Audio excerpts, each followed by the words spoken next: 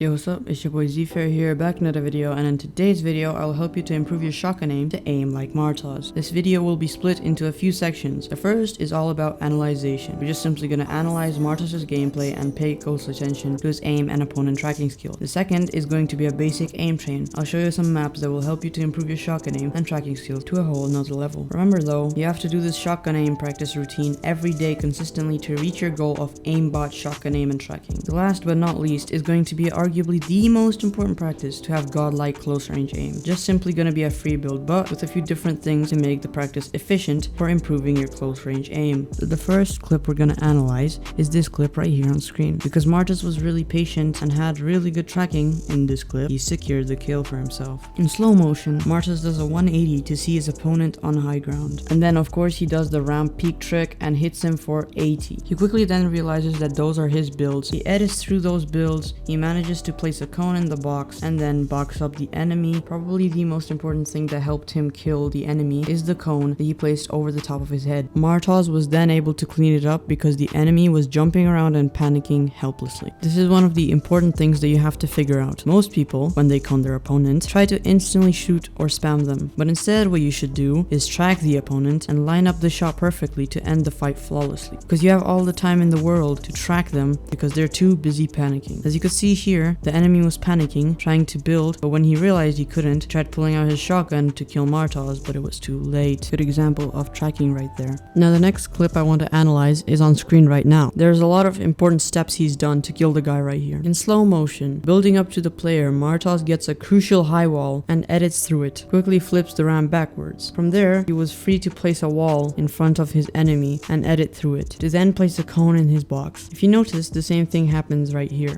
Sanchez started panicking. He tried to build, jumping, flopping around like a fish. This right here is what boxing like a fish means. You box him up and he flops around helplessly. Anyway, Martoz utilizes this time to line up a shot onto the guy's head and cleans up the fight quickly and safely. The next clip we're going to analyze is pretty useful for fights. As you probably know, the outside wall edit fakeout has become very known and many players are learning to stay aware and counter this trick, which is why you have to find creative ways of doing this trick and catching the opponent off guard. Now, as you can see here, Martoz did the fake out in a little bit of a different way. When he came to the point in the trick where he had to edit the ramp, he just used the ramp phase trick instead of splitting the ramp in half. You can also see that the enemy was still swinging his pickaxe, which gave enough time for Martoz to line up another great shot to the head, cleaning up the fight. So guys, this is the conclusion to the first section of the video. Let's move on to the next section, which is now going to be actual practice in the game in creative. But first, let's watch this clip I got, bro. A quick peanut butter edit and got a 127 on him. I like that. So the first map I'll showcase is the Skaavok Aim Trainer. Now you might think, oh my god, I already know about this map, why are you telling me this? Well, there are some specific aim trains that you have to pass to improve your shotgun aim. So your loadout should look pretty much like this: the blue AR, the blue pump, the blue SMG, and the blue tac. You might think, well, why do I need two shotguns? Well, some of the practices are more efficient with the pump and some practices are more efficient with the tac. The first practice you're going to play is reaction FS. Set it to medium and set it to time trial and use your tac to shoot around the enemies. You can flick, you can track, do whatever you want in the 2 minutes given to you. My performance here was very bad. I was barely hitting any shots, but let's just ignore that and pretend that never happened, yeah? After you complete that, go over to slide. Also use your tac shotgun because you're not going to be able to efficiently pump everyone. And yeah, me jumping into the hole accidentally, that never happened, bro. There are different practices like from above, the opponents are on a ramp above, from below, and just a regular one without above and below. All very important. You have to be able to track your opponents, which is what Martoz does. This is pretty much a good practice for trigger discipline. Trigger discipline is knowing when to shoot, and when your opponent is panicking, you have plenty of time to track your opponent, line up a shot, and then only shoot. Trigger discipline means you knowing when you should shoot. Anyway, on to the next one. The next practice section we're going to practice at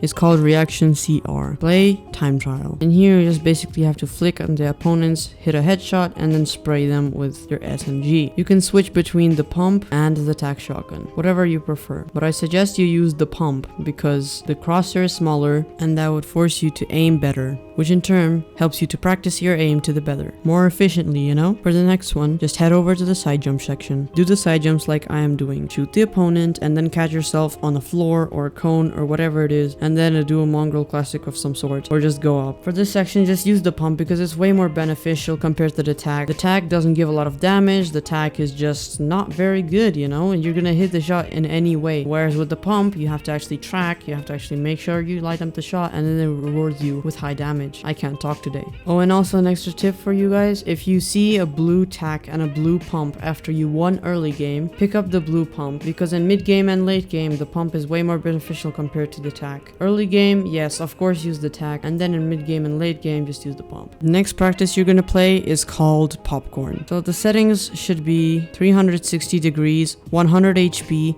and time trial. I don't know how I messed up a warm-up, but I just messed up one and I fell off of the little border thing right there. But yeah, besides that, this is a very good one for tracking. Use your pump, obviously, because the crosshair is smaller and way more convenient than the tack. You're gonna hit a shot with the tack, but not much compared to the pump. As you can see me tracking here, trying to improve my tracking aim, hitting the shots or missing them, either way, training. And that's it for the basic aim train. Now let's move on to the final free building part. Your loot should look pretty much like this: a blue AR, a blue pump, or a blue tack. Choose whatever you want. I suggest a pump though, so there are 3 things that you have to remember. First is free build with your blueprint out. Do not free build without your blueprint. Don't free build with your pickaxe, don't free build with your pump or anything else, just the blueprint. The second point is do piece control free building. Just build something that you actually need. Make boxes, act like there's an opponent right in front of you. Which takes us to our next point. Use your pump to track an opponent in the boxes that you make during piece control building, as if there were an actual player boxed up by you. So imagine your piece control free building and supposedly box an opponent. Well, okay, you box a ghost and then act like there's someone in the box and track them and kill them. This all may sound pretty dumb, but it's actually very good for practice. You won't understand why it's so good until you do it. You will then understand that you're improving your piece control, your aim, and your build sense all at once. Basically, you're just improving your fight sense. This practice actually gave me a lot of improvement. I handle every fight in solo arena pretty well and managed to leave with good loot and mats. So try it out before you call it trash. Alright guys, this is gonna conclude this video, and all I just want to say is that if you don't do this practice consistently every day, or at least every 2 days, you're not going to reach your goal of having good shotgun aim. I have very good shotgun aim for the fact that I trained for only,